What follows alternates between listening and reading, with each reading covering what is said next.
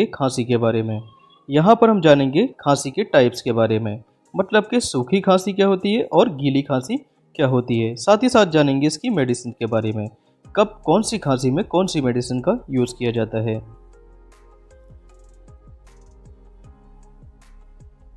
और यहाँ पर जानेंगे गीली खांसी में कौन कौन सी मेडिसिन का यूज़ किया जाता है और इन मेडिसिन का क्या क्या काम होता है।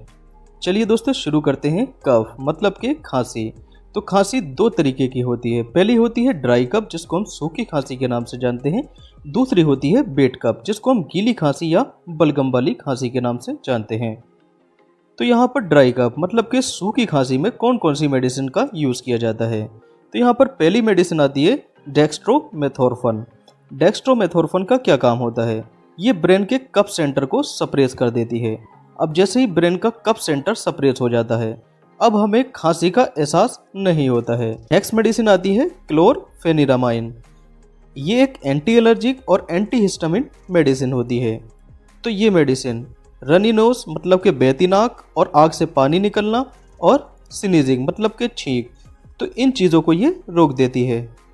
नेक्स्ट मेडिसिन आती है फेनिलेफ्रिन। तो जैसे ही जुकाम वगैरह से हमारी नाक ठस जाती है, जिसको हम नेसल कंजेशन के नाम से जानते हैं, तो ये मेडिसिन हमारी नाक को ठसने से रोकती है। अब यहाँ पर बात कर लेते हैं सिरप्स के बारे में। तो सूखी खांसी में कौन कौन से सिरप्स का यूज़ किया जाता है। तो मोस्टली इन सिरप के अंत में या तो डी देखने को मिल जाता है या DX देखने को मिल जाता है। तो यहाँ पर कौन कौन सी सिरप्स का यूज़ किया जाता है, तो जैसे कि कोरेक्स DS और नेक्स्ट बेनाड्रिल DR और रेड ओकोफ डी एंड कोजीफीड प्लस और कॉप्सिल ड्राई सिरप और टूस बास। तो इनमें से कोई भी एक सिरप आप सूखी खांसी में पेशेंट को दे सकते हैं। बात कर लेते हैं इसकी डोज के बारे में। तो ये 5-5 ml सुबह शाम पेशेंट को दी जा सकती है।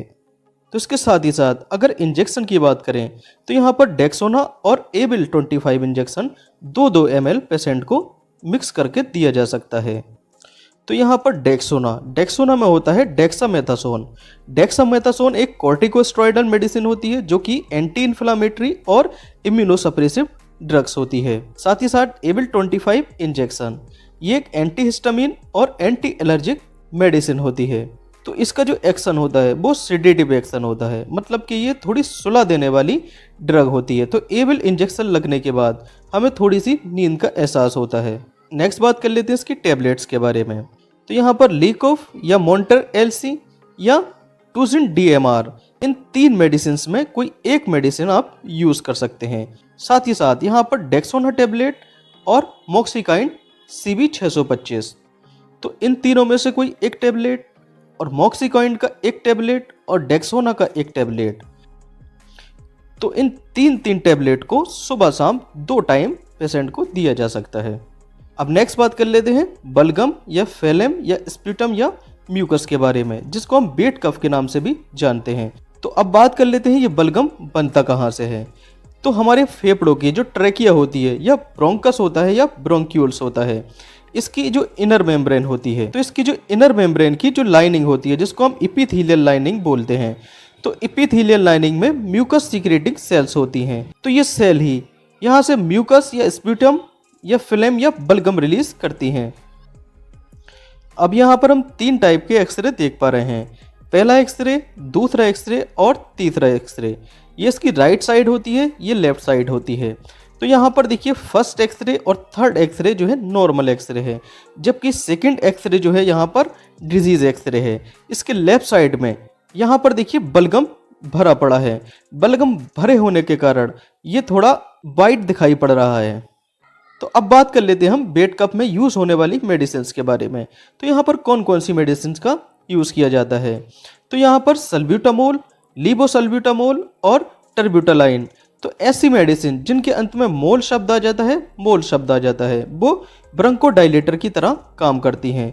ब्रोंकोडाइलेटर मतलब कि सांस की नली को ये डायलेट कर देती है, मतलब कि फुला देती हैं। दूसरी यहाँ पर मेडिसिन यूज़ होती है एम्ब्रोक्सोल।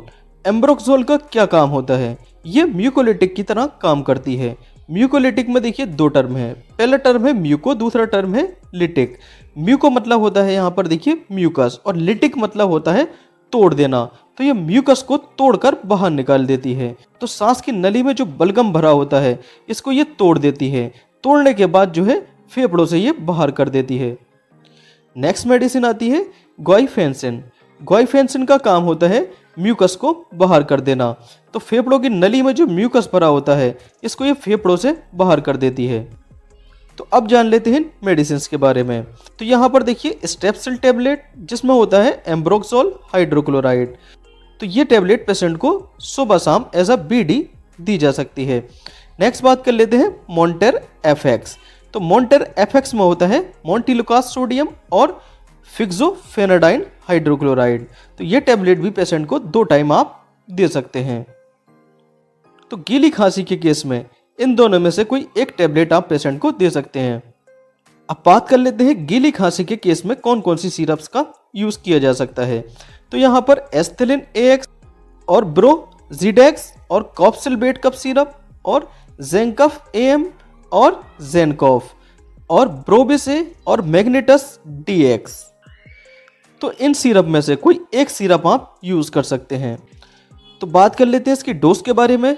तो 5-5 ml सुबह शाम ये पेशेंट को दे सकते हैं।